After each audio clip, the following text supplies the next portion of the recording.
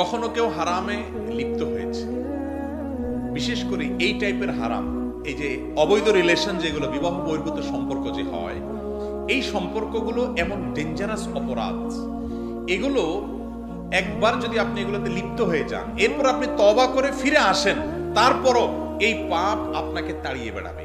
আপনি সিজদায় যাবেন, সেখানে আপনার সে হারাম রিলেশনের মুহূর্তগুলো ভেসে আসবে, শয়তান আপনাকে ডিস্টার্ব করবে, এবং তাকে ছাড়ার পর, আল্লাহর জন্য ত্যাগ করার পর, অবৈধ সম্পর্ক থেকে সরে আসার পরও দেখবেন শয়তান আপনাকে কি কাচ্ছে, এই বিভিন্ন সময় তার চিত্র, তার চেহারা, বিভিন্ন হারাম মুহূর্তগুলোকে ভাসায় তুলছে।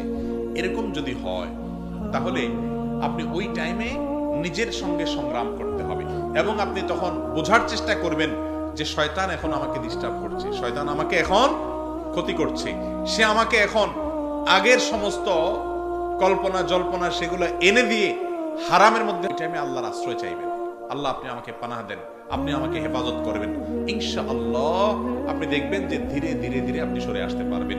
আপনার ইচ্ছার বাইরে যদি হঠাৎ করে এই সমস্ত কল্পনা চলে আসে, আপনি সেটা ইচ্ছাকৃত মনে মনে জল্পনা কল্পনা করে হারাম স্বাদ নেন নাই, সেটা থেকে আপনি দূরে সরানোর নিজেকে চেষ্টা করছেন, ভুলার চেষ্টা করছেন, আল্লাহর আযাবের কথা স্মরণ করে সেটা থেকে সরায় আনছেন নিজেকে, তাহলে ওই রকম জল্পনা কল্পনা আসলে কোনো গুনাহ হবে না, কারণ আপনি ইচ্ছাকৃত আনেন নাই, এমনি আসছে। সংগ্রাম চালাতে হবে, কিন্তু এটার জন্য আবার দুশ্চিন্তা করার কারণ নাই যে সারা জীবন কি এরকম হবে কিনা, হবে না ইনশাআল্লাহ। দিন যত যাবে আস্তে আস্তে দূরে সরে যাবে এগুলো, বিশেষ করে যখন বিবাহ করে ফেলবেন, একজন দিনদার জীবন সঙ্গিনী পাবেন, এবং আস্তে আস্তে সামনের দিকে অগ্রসর হতে থাকবেন, যেগুলো আস্তে আস্তে হারিয়ে যাবে।